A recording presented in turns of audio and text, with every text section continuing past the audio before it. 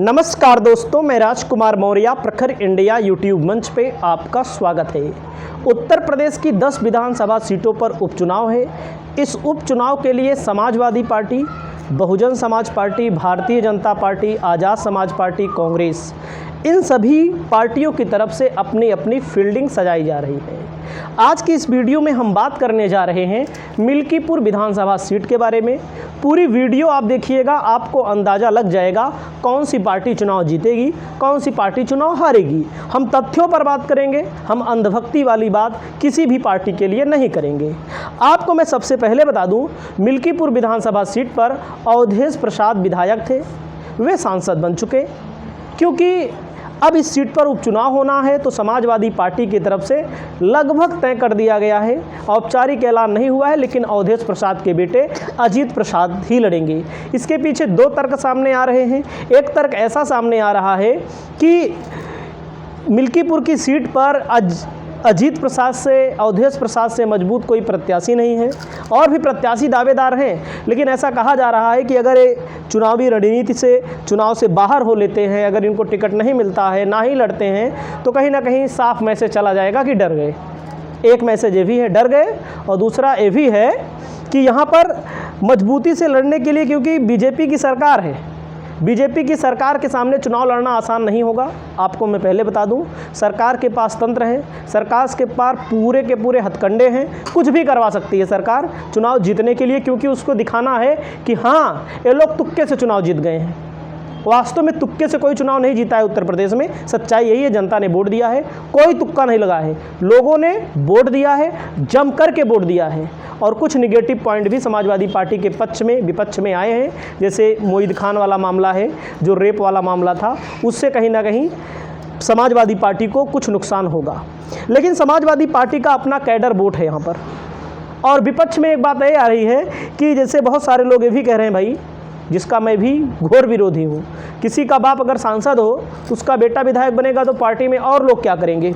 इस चीज़ को मैं भी स्वीकार करता हूँ, मैं भी इस चीज़ को कहीं ना कहीं समर्थन नहीं देता हूँ। एकदम साफ साफ बात मैं बता दूँ।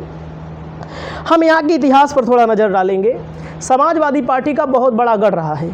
2008 में परिसीमन हुआ, यहाँ पर 2008 में परिसीमन हुआ। 2008 के पहले ये सीट जनरल थी, कोई भी लड़ सकता था, सवर्ण, बैकवर्ड, दलित, कोई भी लड़ सकता था। लेकिन 2008 में जब परिसीमन हुआ, 2012 में दलित सीट हो गई, तो 2012 से चुनाव हुआ, 12 हुआ, 17 हुआ, 22 हुआ, 3 चुनाव हो चुके हैं। इन 3 चुनावों में अगर आप देखें, जब से परिसीमन हुआ है, जब से दलित सीट हुई है, तो भाजपा 2017 में जीती है और समाजवादी पार्टी 2012 और 2022 में जीती है। इस लिहाज से देखेंगे, परिसीमन के बाद के लिहाज से देखेंगे तो समाजवादी पार्टी आगे है। और मैं आपको बता दूं, यहाँ पर 2 बार उपचुनाव हो चुके हैं, 1998 में और 2004 में भी। समाजवादी पार्टी दोनों उपचुनाव जीती है। समाजवादी पार्टी के पक्ष में एक और तर्क है, मतलब 2 बार उपचुनाव हुआ है इस सीट पर और दोनों बार सपा जीती है और भारी भरकम वोटों से जीती है। एक तर्क ये भी है। और एक तर्क ये भी है समाजवादी पार्टी के पक्ष में। विपक्ष में केवल सरकार वाला पक्ष है, बस सरकार है, योगी जी मुख्यमंत्री हैं, उनकी सरकार है, उनके पास नेता, उनके पास 4-4 मंत्री लगे हैं, योगी आदित्यनाथ खुद प्रभार लिए हैं, अधिकारी उनके हैं। तो इस संबंध में कुछ कहना मुनासिब नहीं होगा, बाकी आप लोग समझ रहे हैं। बाकी अगर परिसीमन के पहले देखेंगे, जब जनरल सीट रही है, तब कौन चुनाव जीता है, हमने खंगाला जब आंकड़ों को, तो इस सीट पर आनंद सेन यादव, मित्र सेन यादव, यानी सेन परिवार का दबदबा रहा है, जो 2019 के लोकसभा चुनाव में लल्लू सिंह के खिलाफ चुनाव लड़े थे। 65,477 वोटों से चुनाव हार गए थे।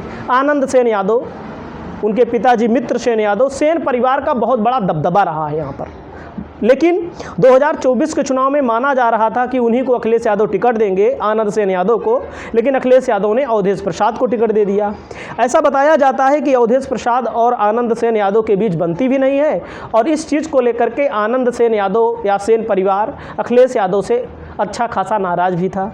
लेकिन अखिलेश यादव ने जब मिल्कीपुर से अजीत प्रसाद टिकट को फाइनल किया, तो आनंद सेन यादव को भी उन्होंने बुलवाया था और आनंद सेन यादव को कहीं ना कहीं पार्टी के लिए काम करने के लिए कहा है।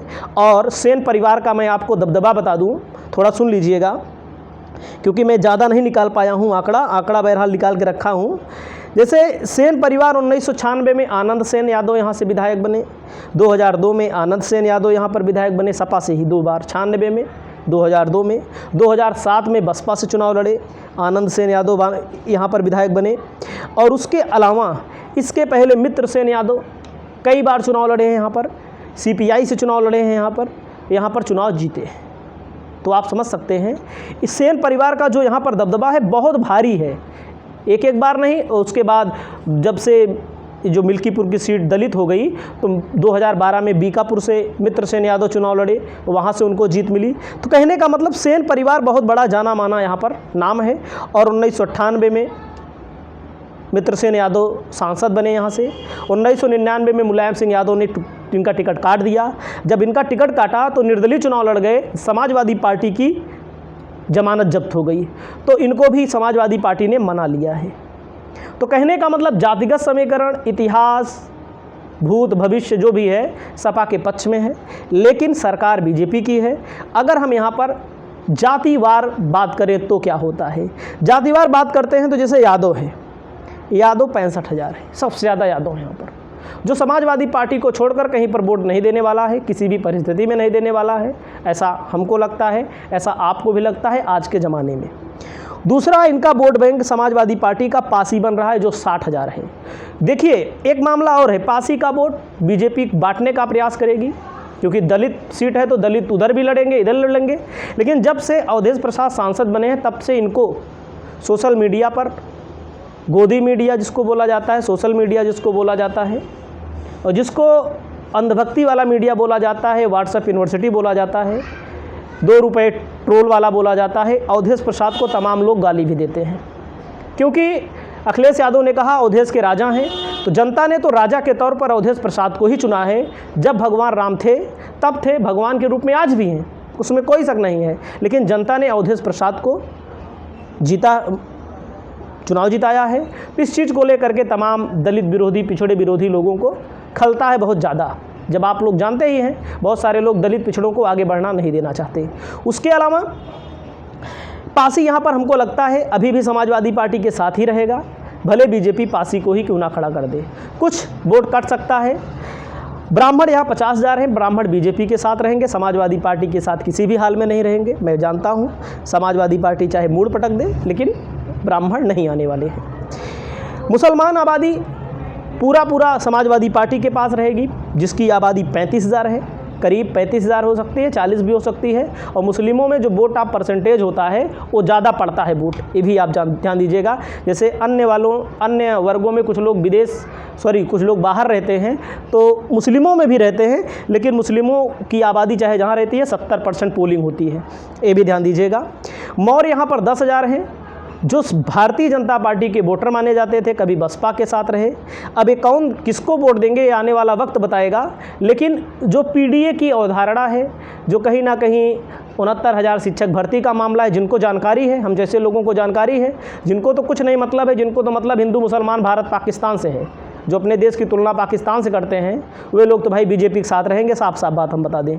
लेकिन कुछ लोग सोचते हैं सामाजिक न्याय को, वो बीजेपी के साथ कतई नहीं रहेंगे, खासकर पढ़े लिखे लोग। उसके अलावा दलित वर्ग है, जो मायावती का कैडर वोटर है, जाटव वोटर है। बीजेपी इस वोट में सेंध मारने की पूरी कोशिश करेगी, बसपा भी इस वोट में अपना पूरा वोट लेने की कोशिश करेगी, 50,000 में जो भी पा जाए। चौरसिया 15,000 वोट है। कुल मिलाकर के ठाकुर यहाँ पर जो हैं 15 से 20,000 वोट ठाकुर भी हैं, अन्य जातियों के भी वोट हैं। लेकिन यहाँ पर समाजवादी पार्टी का पलड़ा हमको भारी लग रहा है। लेकिन सरकार योगी की है, सरकार मोदी की है, सरकार का चुनाव होता है, आने वाला वक्त बताएगा कौन जीतेगा। लेकिन हम आपको आज पहले बता देते हैं, जो जीतेगा 2,000-3,000 का मार्जिन रहेगा, बाकी बहुत बड़ा मार्जिन नहीं होने वाला है। हमको एक चीज़ पर डाउट है कि सपा यहाँ पर मिस ना कर जाए, हालांकि मजबूत स्थिति है, लेकिन एक चीज़ पर हमको यहाँ पर डाउट है। आपको क्या लगता है, आप लोग अपनी राय को बताइएगा। हालांकि अगर 2024 में हार जाएगी सपा, मान लीजिए उपचुनाव, तो उसके लिए 27 वाला काम सही रहेगा, ये भी हम आपको बता दें। बाकी आपकी जो राय हो आप अपनी राय बताइए। नमस्कार।